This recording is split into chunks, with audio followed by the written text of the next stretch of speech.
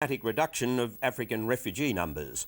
The potential there for an almighty political stoush, except on both issues the Coalition and Labor are in furious agreement. The community is split, the minor parties are outraged, high-profile campaigners like Geoffrey Cousins are threatening to use raw political power. But to what end when the major parties stand side by side and take the heat out of these contentious issues? Certainly standing side by side is unambiguously the case on the pulp mill issue. These are the toughest environmental conditions ever imposed on a pulp mill anywhere in the world. We've always said that a world's best practice pulp mill in northern Tasmania, which provided additional value adding to the forest estate there, is something which we would support. And on that basis, and on the basis of what the Minister has released today, we will support the decision. You know, Bob Hawke, when the Franklin Dam issue was on, stood up and used whatever powers he had available and marked himself as a true leader. Malcolm Turnbull could have done that, but he ducked for cover. The politicians allow guns to call the shots. That's essentially it. The big corporation has, which donates to both the big parties, has put forward the proposal and said, take it or leave it. And the spinelessness of the body politic in Australia is on show again today. On the refugee issue, though, there may be some grey areas. Certainly elements within the Labor Party are critical of the Minister's decision to limit Africans partly because they don't fit in. Queensland's new Premier, Anna Bligh, is one of them. It's been a long time since I've heard such a pure form of racism out of the mouth of any Australian politician. For it to come from the Immigration Minister is particularly disturbing. I think we are in for a desperate and ugly federal election campaign. And I would suggest that people like Kevin Andrews needs to think long and hard about the long-term traumatic effects he will have on the lives of refugee children and their families before he opens his mouth again. But what about federal Labor? Well, our program guest this morning, joining us in the studio, the Shadow Minister for Immigration, Tony Burke. And this morning, insiders can reveal that Kevin Rudd has been house hunting on the Sunshine Coast, and clearly he's got a lot of money to spend. We've learnt that earlier this year he made an informal offer for this beach house in Tingira Crescent, Sunrise Beach. The going price, more than $5 million. The family have been renting the house for Christmas holidays and paying $10,000 a week for the privilege, but the owners decided not to sell. So, all that coming up right after the latest news headlines, and for that, it's Good Morning, Kath McKenzie. Thanks, Barry. Good morning. Labor is promising to toughen environmental protection laws after the approval of the Tasmanian pulp mill. Labor has defended its support for the mill, saying it met strict environmental conditions, but it concedes those conditions could have been more comprehensive. Certainly in the future, we would look at amending the Act to fix up what we think are some of the deficiencies that it has. We wouldn't do it retrospectively, but we would look at that legislation if we were to come to government. The Liberal Party hopes to endorse a new candidate for the nearby seat of Lyons within a few days after Ben Quinn quit over the pulp mill decision. The leaders of two of Iraq's most influential Shiite groups have signed a deal to try to end violence between their members. The agreement between the radical cleric Muqtada Assada and the head of the Supreme Islamic Council of Iraq comes as gunmen try to assassinate a Baghdad governor. He escaped unharmed from the attack in the predominantly Sunni district in the southwest of the Iraqi capital. The Wallabies are out of the Rugby World Cup, going down to England in their quarter-final in Marseille by 12 points to 10. Australia's Lottie Takuri scored the game's only try, while Johnny Wilkinson kicked 4 penalty goals for England to keep their World Cup hopes alive.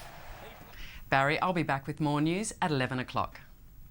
Kath McKenzie, thank you. Well, the government this week sharply reduced the number of African refugees it will allow into the country, and the Minister for Immigration, Kevin Andrews, cited as part of the reason that some groups, like the Sudanese, are not adjusting well to Australian life.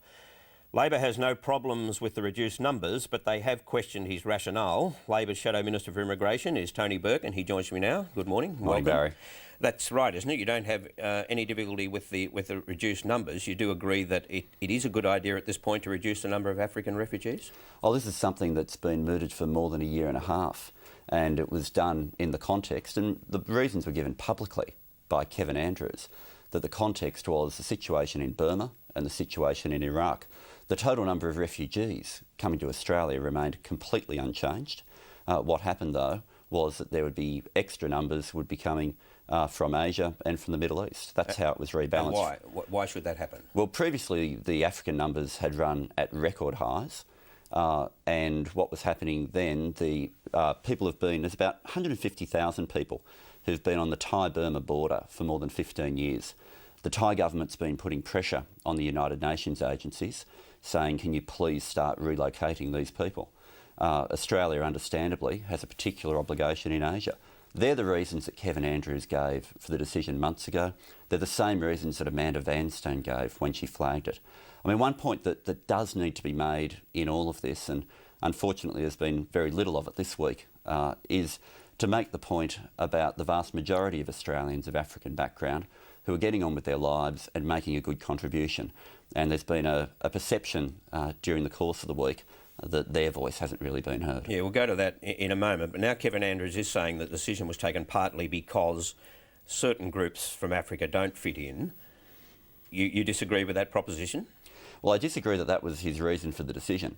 The reasons for the decision were given completely publicly, and they've been doing so for more than a year. Yeah, but sure, what's your judgment is there about whether or not Is there a they're problem on African integration? I've had, since I first got the portfolio, problems with African integration raised with me from the leadership of African communities. They've been raising with me, and Labor's been arguing publicly, that we can run our integration services better. Now, the particular problems that have been raised with me have been that the pathway hasn't been made clear enough for people from the airport through to the workplace. That's why we've been arguing the English language courses need to have a more vocational basis to them. It doesn't require hundreds of millions of dollars more in the services, but it does require a rebalancing and looking at how these programs are actually run. Sure, but you say that the African leaders have raised it with you and there are problems. How do they manifest themselves? What sort of problems exist? Well, if I give you a statistic that's really blown out in the last few years, the number of people who exit the government's adult English language programs with functional English is now down to 1 out of 10. Now, part of the problem here is it's still taught in a classroom environment. And if you come to Australia as an adult with no experience of having learnt English in a classroom environment, which is frequently the case if you've spent your whole life in a refugee camp, then you need to have a different method of teaching to be able to get up to the levels of English that will give you a pathway into the workplace. That's why we've talked about having new traineeships where your English language classes are done on a vocational basis and linked in directly to the language you can use at the workplace. You say it's a language problem, though, but through the media this week we've heard all sorts of anecdotal evidence that it's more than that. It's about violence, it's about Sudanese young men running in gangs. Any evidence that this is happening? Well, what Kevin Andrews has provided has been disputed by the police. He's provided anecdotal evidence, but he hasn't been willing to put publicly or provide directly to the opposition all of that information. He's just put out snippets of information there. The police statistics appear to be the more reputable source. But one problem will lead to the other, though, won't it? If there are problems in terms of that you've outlined, that can lead to other problems. And delinquency and problems in any community are frequently linked to problems entering the workforce. And if you can do something about making sure that the English language programs that are run are more vocational, if you can make sure that people have a pathway from the airport through to the workplace, you can then start to get the sort of outcomes when we talk about integration. It's making sure that people can feel at home in Australia as early as possible and make sure that they're contributing, earning pay packets and being self-sufficient. OK, in a hypothetical situation, whether it be the Irish or the Ethiopian or whatever, if there is solid evidence that they're not integrating, that there are problems, is a country entitled to go beyond humanitarian considerations when deciding who they let in? Look, to some extent we always have. To some extent we always have. When you get to the actual issuing of visas, one of the questions that is asked when visas are issued under the humanitarian program is whether or not the person will be able to be successfully settled in Australia. But that's done on an individual basis, though. That's right. And are you entitled to make a judgment collectively about a country, about a whole country, and whether or not they integrate? Well, I mean, when you deal with the way these quotas are struck, you're largely dealing continent by continent. And to make those sorts of generalisations by continent, I think's an extraordinarily difficult thing to do. And I haven't seen any evidence of statistical data that's being invoked into the decisions to do that. But aside from all that, Barry, I don't believe that is... Well, you say it's a difficult thing to do. Is it a racist thing to do? Is it racism to do it that way? What you want to do is base your humanitarian quotas on need. That's what you want to base those quotas on. Yes, but we're talking about a That's why. situation whether you can make a judgment about a continent, and I'm asking you, but Kevin Andrews has done that, and I'm asking you whether that is racist or at the very least is it profiling? I believe what Kevin Andrews has actually done, far from the way he's allowed it to be reported in the media. I think what he's actually done is the reasons for the decision that he gave back in August, which is they consulted with the UNHCR, they asked the question, where in the world can we best help? And they've come out with the quotas based on that basis. The rationale that's been given in the last week is brand new. It's subsequent to when the decision was made. Yeah, so why has he done it? I can't understand it. I don't understand it, and particularly the context of the question when he first raised it was a question where two people of non-African background had been charged with the murder of somebody of African background. The context of that I've found extraordinary. But I've got to say, I think with Kevin Andrews, you can't look past the possibility of incompetence. I mean, you look at, he hasn't been minister for very long. In that time we've had the refugee swap, we've had Yvonne Ridley brought to the country, we've had daily contradictions on Mohammed Hanif. He put out a media release condemning Labor for giving him bipartisan support on an issue. I don't think you can discount incompetence in him misrepresenting reasons that had been given publicly a few months earlier. You say incompetence. Anna Bligh says it was racist.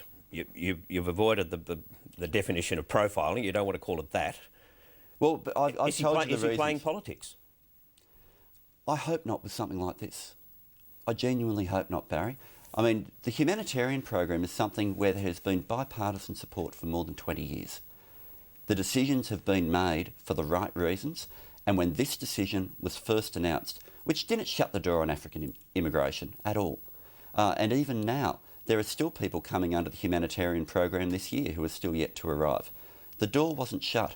That bipartisan support's always been there. The decisions have always been made for the right reasons, and when this decision was first announced, the reasons that were given were completely the correct, compassionate reasons to make these sorts of decisions. Okay, you choose to accuse him of incompetence rather than racism or playing politics. I think he's got form. Or what?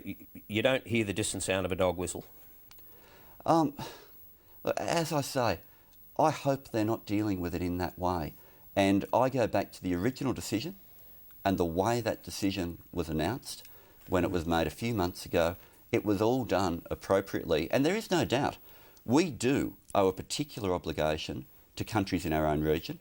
You've only got to look at the situation in Burma over the last few weeks, and you can see that the decision that predated the latest problems in Burma was absolutely meeting with Australia's obligations. Yeah, but there's been plenty of interpretation in the media on this, and basically it says that you were offered a bait, the Labor Party was offered a bait, and you're not taking it. Well, what we were offered was, do we support or do we not support the policy? I mean, I'm not interested in the name-calling or doing too much of the political analysis of it. This is one part where the policy fundamentally changes people's lives, and you want to make sure you get it right. Yes, but because you don't get stuck into Kevin Andrews or the government, you know there are supporters of yours out there who's despair, and they say, well, we're not getting a different line from the Labor Party. It becomes confused. Do you accept that? Well, nobody disagreed with this decision when it was first announced. When the decision was first announced, and it was announced for the right reasons, the community debate that we've had in the last... That's all changed. And what I'm asking you to comment on is what Kevin Andrews has done since that time. And as I say, I don't believe that was the reason for this decision. I don't believe it. If it was, surely it would have been announced at the time. Yeah, not the reason for it, but the question is, why has he done it? Yeah, and as I say, I'm not going to get into name-calling, but I'm going to continue to advocate that we do this policy and we implement this policy the right way. And I do believe, and have argued for some time, and the African leadership has been arguing for some time, that the integration services can much better provide a link for people from the airport through to the workplace. Okay, well, given that he has said this, what sort of an impact do you think it will have on the African community? Oh, there's no doubt there's a lot of hurt out there. There's no doubt about that. And that's why I made the point earlier. We need to make sure that there are voices there acknowledging the fantastic contribution that the vast majority of people of African background make. But settlement's difficult. There can be significant torture and trauma issues. I mean, one of my colleagues raised with me the issue of a primary school student at one of the schools in his electorate. where the child refused to line up. Now, it was only after a few weeks of getting in trouble for not lining up, because at primary school you line up for everything, where the elders of the community were brought in, and it was explained that this boy had only, before arriving in Australia, had only once seen people line up. It was his father and his uncle to get shot.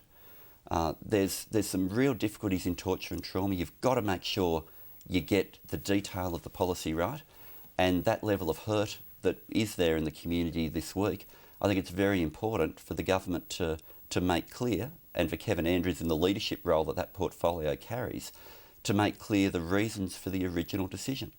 The new citizenship test is underway. How do you think that's working out? Well, I've seen the reports of people coming out saying that they found it very reasonable and they were quite happy with it. Our view's always been, if the test's reasonable, then it's okay. If it's unreasonable, then it would have to be varied. We've asked for a copy of it. We've asked for that copy to be tabled in Parliament. Kevin Andrews has continued to keep it a secret. But it's possible to design a test that's reasonable. It's possible to design one that's unreasonable. So based on what you've seen and heard so far, it's likely to continue under a Labor government? Based on what we've seen so far, it seems that they've done it quite reasonably. There always has been a test of different forms, and this one appears so far to be working well. Now, just finally on the story that we mentioned earlier about Kevin Rudd, the Rudd family shopping around for a beach house in Queensland, Kevin Rudd's office denies that either he nor his wife put in an offer on this house, though we do have evidence that they were sounding out nevertheless. How do you think this looks in this day and age? Is it a problem that a Labor leader should be shopping around for a beach house in that sort of area, $5 million plus? Oh, there's no doubt that you've got a very successful business that's come out of that family that's made with Therese, that's been fantastic, creating opportunities for Australians and providing, has made a lot of money overseas. I think the days of Labor being a party of class envy are a long way behind us, and that sort of business acumen's great. Thanks for your time this morning. Thank you.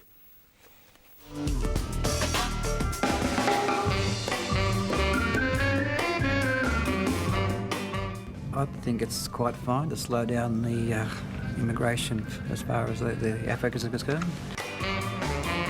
I agree that it should be an interim period for these people and not dumping them straight into a society that they're not used to. As far as racism coming into it, I feel that the government is doing the right thing, that they don't want to be swamped with an influx of a lot of people at one time. To use the term, like the Tampa, it was a problem we had also with people coming in and trying to assimilate them into our society. The Tampa crisis at the time just highlighted what a lot of people were thinking. And it was a vote winner for the Howard government, a definite vote winner. And politically, he was probably wise to use it. What about now? Like I just pointed out, is the government using it as a pre-election, or is it the opposition using the fact that the government has made a good move and they're using it as a pre-election? Who's right? Well done, Shirley. I think we can define Australian values, Australian character, Australian way of life. And why shouldn't we? Every other culture has theirs. We deserve ours too. I still like the special. That's why people want to come here, isn't it? You'll have fish and chips. I strongly agree with the testing of immigrants coming in or refugees coming in to test their knowledge on Australia, because after all, if you're going for a driver's test, you turn around and you've got to learn the rules there before you can get your driver's licence. As far as immigration having an effect on my vote, I have to give the government some credit. They've done a reasonable job with immigration. But there are other issues which have let the people down, and I'm talking specifically about industrial relations. As far as my voting intentions regarding the slowdown of the refugees coming in from Africa, would not affect my intentions at all, because the whole election is on a much broader base than just immigration. So they did say that earlier on that they think it might be a vote changer, this issue, but not for them individually. Gerard, Henderson, the issue, though, it seems to me, is bigger than that. It's about whether countries can take make judgments on refugee intake beyond humanitarian grounds, and whether they can make that judgment about an entire country or a continent. Well, I thought Tony Burke did a pretty good job today in explaining this policy. We are the most generous nation in the world in taking refugees per head of population, the most generous nation in the world, and there's a huge demand to come here. And a decision was made some time ago to scale down the African component, which had been very high, and to bring in more Asians and people from the Middle East, and I think that was the correct decision. I think... but it's moved beyond that because of what Kevin Andrews said last week. Well, in parts of Australia, I think the Sudanese, and that's essentially what we're talking about, have settled in very well. In other parts of Australia, it seems that they haven't, in particular in Noble Park, around the Dandenong area in Melbourne. There seem to have been some problems. If there are some problems, they may as well be addressed, they may as well be stated. Even Mr Burke said today that African community leaders had spoken to him. Kevin Andrews has said that African community leaders had spoken to them. I was at a function with my wife Anne, who's been a lot involved in helping people get out of detention in Parramatta yesterday. There are a number of young Africans there, a young Ghanaian woman, a couple of young Nigerian men. They'd come in as asylum seekers, they'd gone into the detention, they'd got out, they'd got refugee status. They've settled in extremely well, but they've shown a lot of initiative to get here, they've developed language skills, and they weren't particularly fussed about this. I mean, what we're talking here about taking a number of people out of a refugee camp at the Horn of Africa and bringing them into a sophisticated city like Sydney or Adelaide or Melbourne. But that's how it works. That's how the whole refugee process works. Well, but there are a lot of other people come out. I mean, if we took the Burmese, if we took the Iraqis that we're talking about increasing, I don't think we'll have these kind of problems. I mean, I think a lot of Africans have done extremely well here, but it's not reasonable to say that no one has done badly. So it's a bit tough on them, isn't it, to make a much broader judgment on a continent as a whole? Well, I mean, I think that Australia has done very well with its humanitarian program, but I mean, I think Tony Burke was doing a good job of dancing on the head of a pin there, because I think there's a big problem with what the Minister has been saying, and it goes to this question of integration. If there's problems with integration, the first port of call should be our integration services to fix it.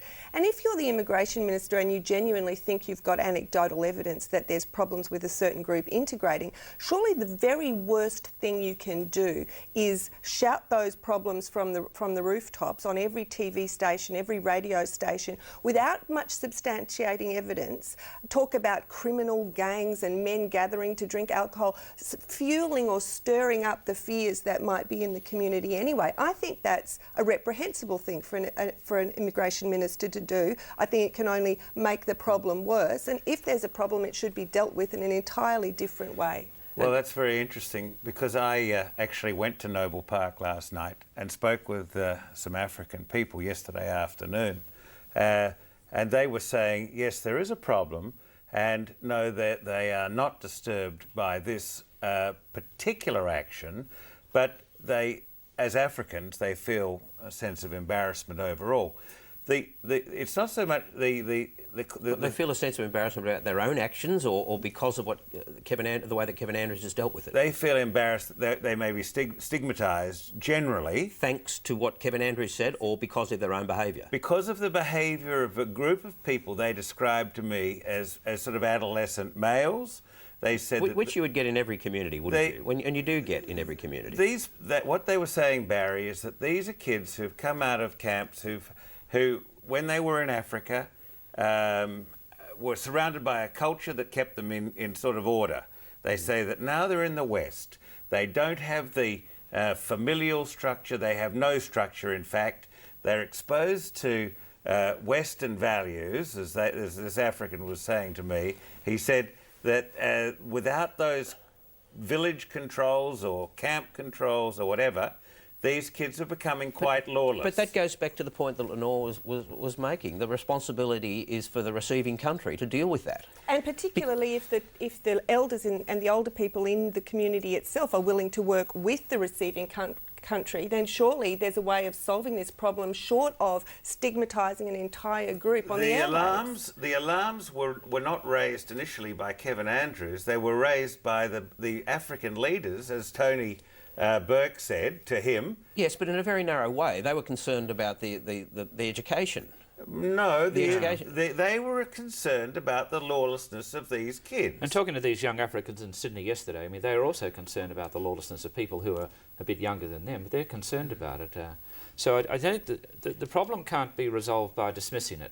Now, sure, you need better services and whatever else, but there is a problem, and I don't think we just should dismiss it. But the problem can't be resolved by making generalisations about either an entire continent or an entire geographical region. I wonder whether there was some concern in America in the 1930s with the Italians. There was a bit of lawlessness going on. But I think that, you know, while you're winding the discussion about what Andrews has said now, you've got to remember this, that the decision to actually change the balance in the flow of migrants had a gestation period which began when Amanda Vanstone was minister and visited the refugee camps on the Thai-Burmese border over 18 months ago. This decision to wind back Africans was taken in February on the basis of the change in humanitarian needs and at the instigation, largely, of the United Nations, which saw a pressing need. OK, but I'll just remind you again, and we'll hear it now, sure, of what Kevin Andrews said, which catapulted it well beyond that, and then we'll go to Paul Kelly. But here's Kevin Andrews. There's a question of integration into Australian society, and we've said that, look, there seems to be some extra challenges here with this group. The problems here are problems that go beyond other groups of refugees which have come to Australia, and where you've got particularly groups of young males with inadequate English who drop out of school and then tend to hang around in groups, then we've got problems arising from that. Now, again, it's this sort of lack of English, which is... You know, you can't demand that of refugees coming out of... It goes beyond English, I think. It goes to, you know, they drop out of school, there is no fallback within their communities. This is what the black African leaders are saying. But the cutback was essentially not to address this problem, it was to deal with a growing problem in Asia and the Middle East. Yes, you're right that the cutback was to address the humanitarian issues, and it was made for the right reasons initially, which raises extra questions as to why the minister is talking up these subsequent issues now. They weren't part of the rationale for the decision originally. Why do you think he raised it subsequently? Well, originally Kevin Andrews put out a statement in August and was broadly ignored because people focused on the Burmese and the Iraqis. Yeah. And the other point to bear in mind is what's happened here is there's been a decision to delay any more Africans coming in. It'll be reassessed in 2008. Now, it can be reassessed anyway. And I'm not saying this will be a permanent ban. And I think, as you know, Africa's a huge continent, and there are a lot of people from Africa who have settled in extremely well here and will continue to do so. But if there is a problem with the small group in particular parts of Australia, we may as well address it, because otherwise there'll be huge opposition to this from the electorate, which is why the Labor Party's being cautious. And I think Tony Burke's being very professional about this, and I think Kevin Andrews has also made the correct decision. It's not an easy decision to make, and you get blasted as being racist, which I think is very offensive to both sides. Well, let's talk about how this will play out politically. But first of all, I want you to have a look at something that occurred when the Prime Minister was street walking in his electorate of Bennelong yesterday morning. Hello. Just please promise me that Mr Andrews will be brought into line on his Sudanese comments. He's a bit misunderstood.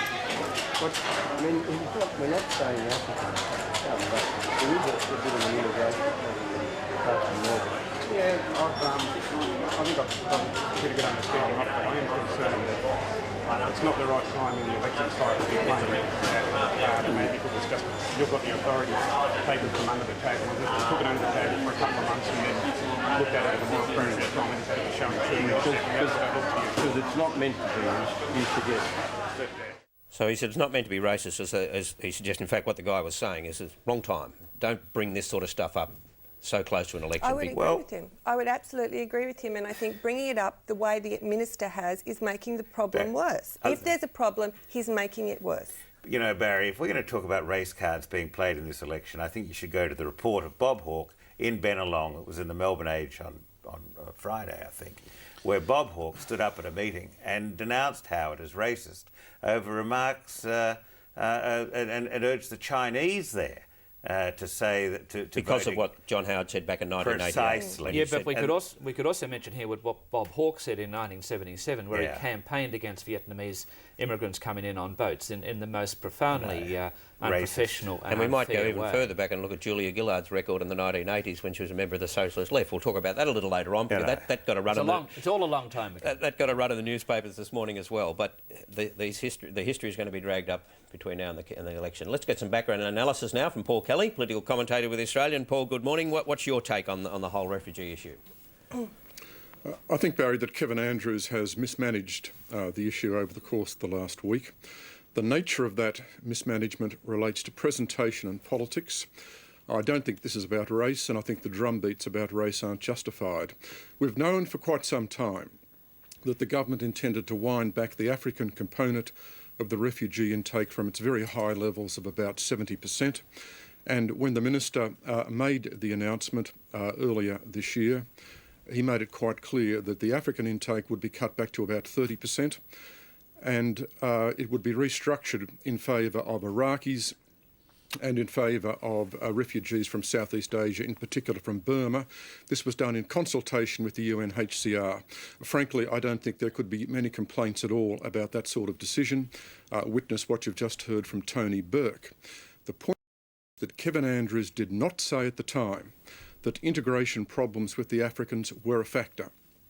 Now, I think to an extent they were a factor. I think to an extent that did influence the decision. And it was incumbent upon the Minister at the time, if he wanted to make this an issue, to make it an issue then, to orchestrate a more considered and measured debate at the time. We need to be able to talk about these sort of integration problems when they arise. Instead of that, what we've had is we've had the Minister conducting this campaign. I think the language has not been good, the evidence has not been good over the course of the last week. I think it's been totally counterproductive. I don't think the government will win votes from this. Frankly, I don't think that's been Andrew's motive. I think overall he's been incompetent, as I said, in terms of politics and presentation. Well, Paul, the pulp mill will be the big ongoing issue, but just before we get on to that, and despite the publicity given to that issue, health was there again this week. That's going to be front and centre. Look, Barry, it was, and I think this is actually pretty important. Health was a big issue this week, courtesy of this crisis in the New South Wales hospital system. The Health Minister, Tony Abbott, had to announce a new policy in relation to local hospital boards. Kevin Rudd is running very, very hard on health. Health is a traditional Labor issue. I think, frankly, that the more health and public hospitals stay in the news media, the more this will help the Labor Party. And, of course, we've got this Rudd policy that at the end of the day, he is prepared to assume financial responsibility on the part of the Rudd Labor government for all public hospitals. Now, this is an area of significant policy difference between Rudd and Howard. To the extent it gets traction, and it is getting traction, I think it will help Labor. Now we'll get on to the pulp mill, and Malcolm Turnbull needed this issue like a hole in the head.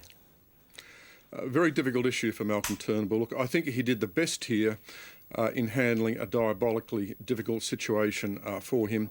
I don't think it was ever realistic to think that Malcolm Turnbull, as Federal Minister, was going to veto the pulp mill. And I think that any such action by the Howard government would have been very counterproductive. That is Canberra laying down the law to Tasmania. While the decision was Malcolm Turnbull's, John Howard clearly wanted this pulp mill to go ahead. What Malcolm Turnbull has done is he's imposed tougher conditions on the mill, courtesy of the chief scientist. And those conditions are quite significant. Those are significant extra conditions. The chief scientist also said that he believes that if those conditions are met, then the environmental impact of the mill will be acceptable, is likely to be acceptable, which is a significant point. There'll be a massive campaign now against the mill, against Malcolm Turnbull. The point to make here is the politics of this are different to 2004 in Tasmania, when Howard was able to steal a march on Mark Latham. This is now a very different situation. The mill is a much more sensitive issue, and there's much more opposition to the mill than there was in the comparable situation of 2004. And all that might work for the Labor Party. We'll discuss that shortly, but for Peter Garrett, it's a shocker. Here he was this morning on Meet the Press on Channel 10. When I joined the Labor Party, I joined in. I intend to take the best set of environment policies that we've ever seen in an election campaign up to the Australian people as we head toward this election. I'm also very conscious of the fantastic environment record that Labor has. So, when you join in. Well, that's Peter Garrett's problem, Barry. Whenever any of these issues come up, he's got to explain his past. His past as an activist. And of course, if you're the shadow minister, hoping to be the minister, you can't be an activist. It's a completely different role, and he's trapped all the time. He's trapped all the time in this sort of explanation. I mean, Labor was always going to support the Turnbull decision. Kevin Rudd's been adamant that Labor won't be wedged on this issue again. So the two parties are together. And this is good news for Bob Brown. It's good news for the Greens. Bob Brown needed something like this because the Greens were being squeezed. Now they've got some oxygen. Thank you, Paul. Thank you, Paul Kelly. And I think that's true, that point that he makes there about the Greens. The climate change debate, it's sort of almost polarised the debate between the two major parties. Now, this is an issue that will create fresh interest in the Greens. Well, I think that this is an issue really that's going to separate the dark Greens from the sensible environmentalists, Barry. I mean, here we have an issue of science as against Gaia and the great Earth Mother. You either accept that that the Tasmanian pulp mill is the world's best science. It's going to produce materials that, if produced anywhere else in the world, would be produced under more environmentally hazardous circumstances. In terms of the effluent and in terms of the impact on migratory birds, but it's limited, right? Except that the scientific evidence is limited to two topics. Even in terms of the effluent, there's a hole in the science. I mean, I think Malcolm Turnbull did the best he could do in the circumstances that he was in. Let me say that at the outset. But his claim that this was entirely based on science has got one flaw, and that is that both the Environment Department initially and Jim Peacock in the advice released this week say that there is no modelling to tell them what the effluent, what the dioxins will do when they get into the water, which meant that Malcolm Turnbull had to make a sort of if-then decision. We think it won't be a problem, it probably won't be a problem, but if it does get to accumulate, then the company needs to do more things. That's the problem with his scientific-based assessment. But as I say, I think he did the best that he could. And it doesn't go either to the greenhouse emissions, which is a fairly important factor, and it doesn't go to the impact on the forests. And this was a problem for Jim Peacock when he fronted up on 774 radio with John Fain during the week. He simply, not only was he limited to that during the inquiry, but he didn't want to talk about the issue, as you'll see here. You're saying that you think Australia needs more trees to deal with the threat of climate change. On the other hand, this pulp mill will consume trees at a phenomenal rate. I think that's a correct statement. Well, which way do you think the nation should be heading? Should we be planting more trees to deal with climate change, or chopping them down to turn into pulp for paper production for Japan? That's quite outside my concerns and the job that I've been doing with respect to the pulp mill. I have no personal vision that I'm willing to express in relation to the consumption of the raw stock for the pulp mill. Why not? That was right out. You're Australia's chief scientist. I'm not prepared to make any comments on that subject. Why not? You are Australia's chief scientist. You're advising the government on climate change, and at the same time you're saying, by the way, go and chop all these trees down. Do you have any other questions? Now, see, right there is the Commonwealth's problem, of course. They only have jurisdiction in certain areas, but then you need to satisfy the community of the whole box and dice. Yeah, but to some extent it's the John Fain problem. I mean, it's quite unfair to say that Jim Peacock wants to go ahead and tell everyone to chop down trees. I mean, it's unprofessional, it's unfair and it's untrue. Journalists should be able to ask better questions than that. But here you have a public servant doing his job. You may disagree with what he did, although technically I think it's okay. But if there are problems here, these are policies of the Tasmanian government. Yes, but in the last week, Jim Peacock put out a contradictory position. He put out a press release saying that he wanted to reduce, that he wanted to plant more trees to overcome greenhouse problems, and then he allows a mill to go ahead that adds. Barry, there's a very simple equation here. Sorry. That wasn't within the gift. That wasn't within the realms of the assessment that he had to do. So he really, I mean, it is a bit of an unfair question because he wasn't able to go to that in his assessment. That's right. It's totally unfair. But the reality is this: that if you grow a tree, you lock in carbon. When you chop it down, you've got a pulp mill. You plant 2 more trees or 3 more trees and so forth. You're going to lock in even more carbon, and this is what these opponents to timber felling and stuff don't appreciate, that this is a renewable source. This, and that is the one point that Jim Peacock said he was prepared to make. Keep in mind, this is a renewable source. Exactly, and this is why the arguments that have been thrown up by the Bob Brown and so they're fantasy land. They're illogical. If these people would only stick to to the science of the thing and look at what happens when you plant a tree, when you chop it down and so forth. Piers, It'll be a lot easier. I think their argument is that there are trees and there are trees, that in the initial stages of this mill, that what will be logged is native forest.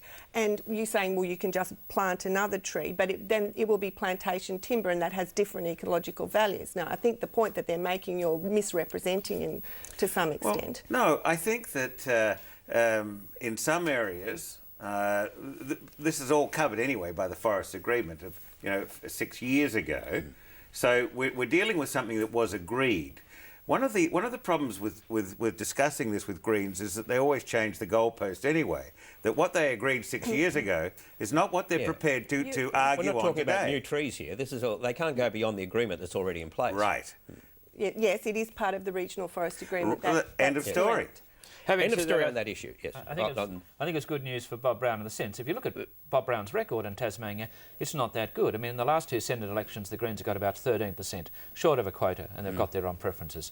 I mean, this will be good for him because they're giving him something to run on. Just on the point of changing goalposts, though, it was the proponent of this mill that walked out of the agreed state-federal process because it was taking too long. That the whole approval process got corrupted because the proponents wouldn't stick with the original goalposts. I mean, I think that point needs to be made in terms of changing goalposts as well. That goes to the Tasmanian Labor government, Paul Lenore. Well, that goes to the proponent of the mill, who were the ones that blew up the original process. Gerard just makes the point that he thinks this will work for the Greens. Will it work for the Labor Party? You're looking at 2 seats in Tasmania, and what about Wentworth? Well, the extent to which this has an electoral effect depends on preference leakage, really. Because the two major parties both have the same position, it depends on whether people who change their vote on this issue then go back to a different party with their second preference. That's a difficult thing to assess. My guess is that it may advantage the Labor Party slightly, because when people who are so environmentally concerned that they change their vote on this issue then consider their second preference, they may well come to the conclusion that in the broad Labor is better environmentally.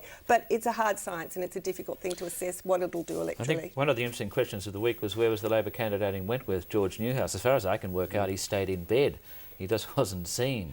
So, if people like Geoffrey Cousins he is still in the race, Gerard, whereas a Liberal Party candidate has withdrawn from the race in Lyons. Will that matter, given that was a seat that was likely to go to the Labor Party? Well, it matters politically, anyway. but yeah, that's right. I mean, the Liberals are not going to win any seats in this election, you wouldn't think, and they certainly weren't going to win that seat in Tasmania. So and actually, I thought that fellow, I see as a former army officer, had rather an interesting philosophical and principled point of view. Now, I want to change the subject now to industrial relations, and of course the Sydney University did that research on AWAs, and their finding was that those on AWAs are about $100 a week worse off than those on collective agreements. That drew this response from Joe Hockey and Peter Costello. These former trade union officials who are parading as academics suddenly released it just before the elections. What I'm saying is, when it comes to New South Wales union movement, who pays the piper calls the tune. Our one aim in life is to tell the truth as we find it through the application of rigorous scholarly methods. And for the government to wander around and slander us today is pretty troubling, frankly. I have sought legal advice, and I'm getting quite extensive reports prepared for me on the options open to us on that front.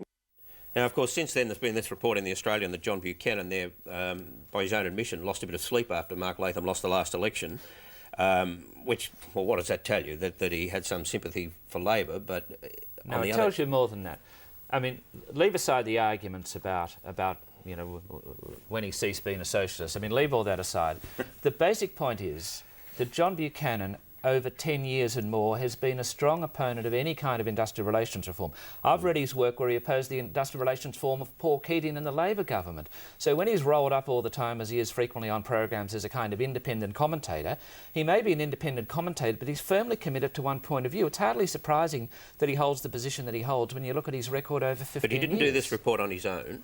There were others involved. He didn't, and I think that his work on this report and everybody's work as an academic should be judged on his academic values. Well, it has now, been. There was some criticism this week about the academic values of the report, but the criticism that's based on what he said in a pub in 2005 is, in my view, not really relevant. Well, what's relevant is this report being assessed on its merits, just as what's relevant, for example, with Peter Henderson, how he operates as the CEO of the Australian Chamber of Commerce and Industry, is what he does in that job, and not the fact that he used to work for Peter Reith in his past. Just as what Brendan Nelson does as Defence Minister is relevant in terms of what he does now, not that he was a member of the Labor Party in the past. I think people should be judged by their actions as they do them in their current I'm judging him by his positions. actions because he's a strong opponent of any kind of industrial relations reform. But there is a very serious criticism of his work by two academics in the Australian last Friday. And the point is, he doesn't take any concept of all of unemployment and how the unemployed have got back into work because of industrial relations But reform. it's not to do with what he said in a pub 2 years ago. Lenore, look, I'm happy to agree with you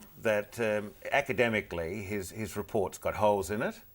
Well, I didn't say that. I said that he had been questioned. Well, I'm happy to agree with you that his academic record is questionable. No, I didn't say his record was questionable. I said this report had been questioned by two academics. That his report has been questioned by academics, okay? Now, as far as the pub, it's not the pub talk. The other thing, it was a prepared address.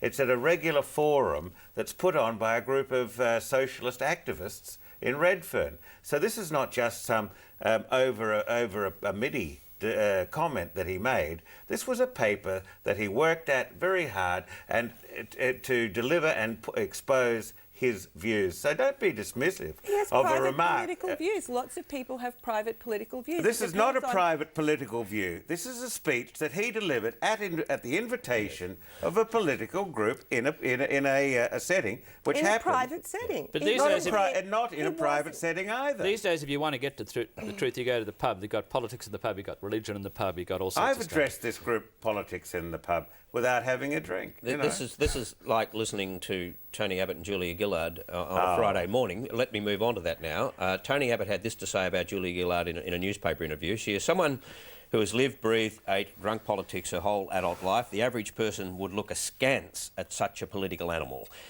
It would be a lot easier for her to realise her ambition if there was evidence of broader lifetime experience. Now, he has since retracted that. Well, wrong thing to say? The language is unfortunate. The term political animal is an old term meaning a person obsessed with politics. It's pretty unwise to use it these days. Wouldn't apply to Tony Abbott, would it? Well, I think it would apply to Tony Abbott by and large. But in fairness, the response from Julia Gillard, you need to have a look at that too. I mean, basically, Julia Gillard said, well, look, women without children can't really make it in politics. Well, what she said is women without children, Tony Abbott wouldn't be where he was if he had to bring up 3 kids. Yeah, but if he was the mother. Yeah, but if you look back, I mean, Margaret Thatcher and Hillary Clinton have got children, and they've done pretty okay. So I think we've got to be careful how. I think this debate's really that particular debate's not really going anywhere. Hillary Clinton has one grown-up child, of course, and Margaret Thatcher had 2. Yeah. What did you think, Lenore? What did you make of it?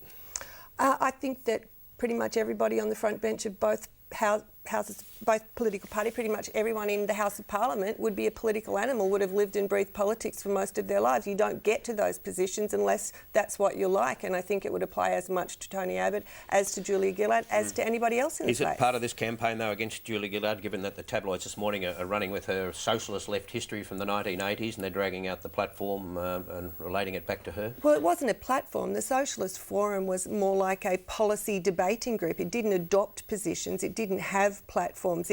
People went along and presented papers about what they thought and people talked about them. So, I mean, we need to put this in context. Now, let's try and put this beach house thing in context as well. We've put it out there that that Kevin Rudd was exploring the possibility of buying this house. Now, their office is denying that either he or his wife put in an offer. We understand it, though, there was a sounding out going on, and we've got that from a very good authority. It just seems to me with this kind of issue that you can either allow the issue to be whether or not a Labor leader should be in the marketplace for a beach house and why not, or it becomes the handling of the issue.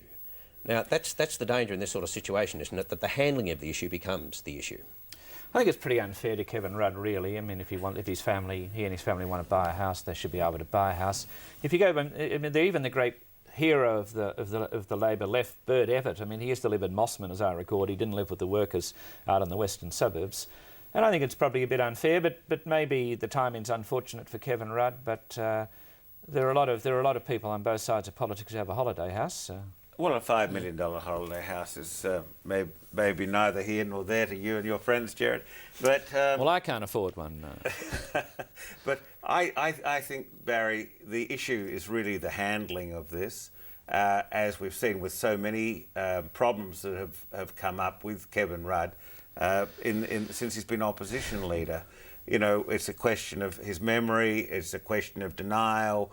There's been some, retraction, and there's been, of course, very, very famous episodes of him picking up the telephone and shouting at editors and shouting at reporters, a la But it is on the handling. I don't really see the problem of him making an offer for a $5 million beach house. I don't see why it's an issue. I think we're all supposed to be aspirationalists now. And I don't see that if he hasn't actually made a formal offer and that's his response, well, that's his response. This is a house that they're rented regularly. They obviously like it. They make informal sounding. I wonder if this house is available for purchase. They find out that it's not. There's no problem here. Mm-hmm. OK, well, Lenore Taylor, Gerard Henderson and Piers Akerman will be back in a few minutes, but time now for Mike Bowers and his regular segment, Talking Pictures. I'm Michael Bowers and I'm pictorial editor with the Sydney Morning Herald. I'm talking pictures this morning with Kathy Wilcox, who cartoons for the Sydney Morning Herald. Welcome to the program, Kath. Thanks, Mike. Certainly this week saw the decision on the Tasmanian pulp mill, and the Environment Minister was in a no-win situation, really. Pulped if you do and pulped if you don't. Apparently it's going to go ahead, but with very stringent controls. God knows what that means. Perhaps the managers of guns are going to drink the effluent or not. I think so. I think they're going to have to find places to put it, other than in the Tamar. You've cartooned on the environment as well. Kath, run us through this. Oh, it's just, I think it's every person. It's certainly me. This is, if you want to, know what life is like at my place, there we are, sitting saying, "Si, what we need is more stuff." But dear, the environment, says the conscience-ridden husband looking at his newspaper where the latest climate change details are. So she ponders that he's right in that point, and what we really need is more environmentally friendly stuff. Health is always a hot topic, and this week we saw both sides of politics vying for the Me Too in health. And the wonderful David Rowe sees the poor old member of the public as the political football at the end of footy season here, with the health minister sewing a bladder into the poor chap, and the Prime Minister with the pump ready to inflate it. And he does a good Abbott. A lot of cartoonists, I find, have trouble drawing Abbott. Really? What is it that makes him so hard? It's the angles, actually, that I think make all the difficulty. The angle of the forehead and the angle of the nose. Well, there's been some pretty tough questions this week asked of not only politicians but people who are prospective citizens of our country, and the citizenship test has caught the attention of many cartoonists, not least your good self. Should we look at one or two of the questions? We should look at one or two. One of the important things is that the basic values of Australia is people need to know what the main thing is. Yeah. So what is the main thing? It could be to have a good time. I think that's often the main thing in Australia. Yeah. Tick. Or the main thing is, if you're looking at the government, when they've been accused of wrongdoing, I think the main thing is not to get caught. Yep. But I think another value that has been demonstrated in the time of the Howard government is the main thing is to sound sincere. Aussies believe in a fair go, a fair dinkum, a fair pay commission. I think there'd be a lot of immigrants wondering what the hell a fair dinkum is. Now, who was the first Prime Minister of Australia? Kathy? The first Prime Minister. Oh, that was George Washington, wasn't it? That's correct. Yeah, thank you. You're straight in. Bill had a lovely take on this. He's got Abdul here, who's just sat the test and looks like he's got everything wrong except preferred Prime Minister and he's ticked Howard. Congratulations, Abdul, you're passed. That's right. Kevin Rudd was seen lunching at Otto's with none other than John Laws and wife. So I wonder if this will come back and bite Kevin Rudd in years to come. Will John Laws be seen as the Brian Burke of the luncheon circuit? Everyone, it seems, is getting their hand shaken. I think that's a good indication that there's going to be an announcement soon that that dogs are going to have the vote. It's the poor vote. Yep. Oh, very nice. We've even seen Prime Minister impersonators around the seat of Bennelong having their go. This chap was handing out embarrassments, I'm told. Isn't that sweet? He's getting very exciting, and I hear that he was running around like a kid, getting autographs on the jersey for his little grandson. I think that's lovely. He can still get excited over things like that. That is lovely, and I just wait for a day when little grandson turns around and says, "But Grandpa, I want to be a dancer."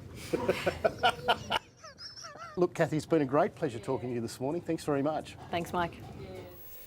Thank you, guys. Now, we raised this issue last week with the Prime Minister. He was concerned that the media was sort of talking about government expenditure by wrapping it up in 4-year terms, and because it sounds bigger and reflects poorly on the government. We've had an update on that this week. We'll have, first of all, a reminder of what he has been saying and then what he had to say this week. We've fallen into the habit now, and perhaps governments and oppositions are as much to blame as anybody, of quoting 4-year figures, because it always sounds more. When you actually break it down into as an annual figure, it doesn't sound as much. What is important to far north Queensland is the 800 million figure, which is to upgrade the road from Serena to Cairns, and that will be over that 5-year period between 2009 and 2014. So there you go, that's the way to go. 5-year terms starting 2 years from now. And he was talking there about road funding. Now, there was a bit of an issue too as to whether the money that he's been spending up and down the coast of Queensland is new money or old money. Mark Vaile explained that perfectly well. It's new money in an old envelope. Have a listen to this. Mr Vaile, is this actually new money, new funding that hasn't been announced before? What we will be announcing later on today, Tony, is new money out of AusLink 2. In the budget this year, we allocated a total envelope of $22.3 billion to land transport infrastructure, and what we will be announcing for the Bruce Highway in Queensland today will be new funding out of that envelope of money. Is that clear? Absolutely. To be fair, though, I think both Kevin Rudd and John Howard have been running around the country re-announcing or announcing what they do with that big bucket of money called AusLink 2, which we're not going to see for a couple of years yet. Absolutely bipartisan on this. And I think that goes to the point that we're sort of twiddling our thumbs waiting for the election. They've got to announce something, and this is the best idea that they can come up with in the meantime. Insiders poll average now, when we average out the 4 major polls. New polls this week from Newspoll and Morgan, and situation normal. Same as last week. Primary vote has the Coalition trailing 49% to 39%, and two-party preferred trailing 57 to 43%. And on the question too of election timing, and I think we can put today to one side, maybe next Sunday, but Alexander Downer was interviewed about this during the week, and he says that Parliament might sit again. Here he is. Is Parliament coming back? Well, the expectation is that Parliament will come back in, I think... What, week after next? Week after next? Yeah, the week after next. I think it's the 15th of October, the Monday, 14th, 15th of October. That's the expectation. That'll, of course, be after the Pacific Islands Forum that we were talking about in Tonga. So, I mean, that's the plan at the moment. And the plan is also for the Prime Minister to go to that forum towards the end of this week. He confirmed that as well. He should go. It's an important forum for a country like Australia, being the biggest country in the region. Sure. He should go. And will Parliament sit? Well, the problem with bringing Parliament back is that it's not at all clear what it would do. I mean, the legislative program, the legislative priorities have all passed. They made sure of that in the last sitting because it was possible that an election would be called through this period. So if Parliament sits again, that pressure about what are we here for, what are we waiting for, is just going to mount, I think. Now, CHOGM meets as well on the 23rd of November in Uganda. I get it, there's no real chance of the Prime Minister going to that, but there's also this there's this big forum on climate change in Bali on December the 3rd. There's no prospect of a sort of December 10 election with the Prime Minister going off to Bali for a day or two in the last week of the campaign and coming back with some U-Butte policy? No, I think that, Barry, if you push the election much beyond the last week in November or the first week in December, then you are starting to look a little desperate. I think 1st of December is probably the last practical date. Yeah. So what's the money on now that he might go to the Governor-General next weekend? He might go next weekend, but whether the campaign's 5 weeks or 6 weeks, we don't know that. That would be his option. I reckon next weekend's the most likely option. Okay, now a final observation or a prediction, Gerard Henderson. Well, there's a photograph today of John Howard at Ryde, and I think the photograph demonstrates that, unlike Kevin Rudd, if John Howard goes to a strip club in New York, he'll actually see something. Lenore. Excuse me. This week brings around the anniversary of the 2004 election, which will bring up the inevitable question about why we haven't had another one yet. Oh, well, we've already seen that in the Sunday Age. Yes. I think that, Barry, we'll get more of the measure of the pulp mill issue when the Prime Minister goes to Tasmania tomorrow. And in the week, Sydney anyway. gossip columns this morning, a suggestion that Nikki Downer was recently overheard confiding that she and her husband think the coalition doesn't have a hope of winning the election, and so he has no plans to stick around. Maybe she should in stick opposition. to the arts. Huh? Yes, so that's it. That's it for this week. I'll be back with Offsiders at 10:30, but first, here's Alan Kohler and Inside Business.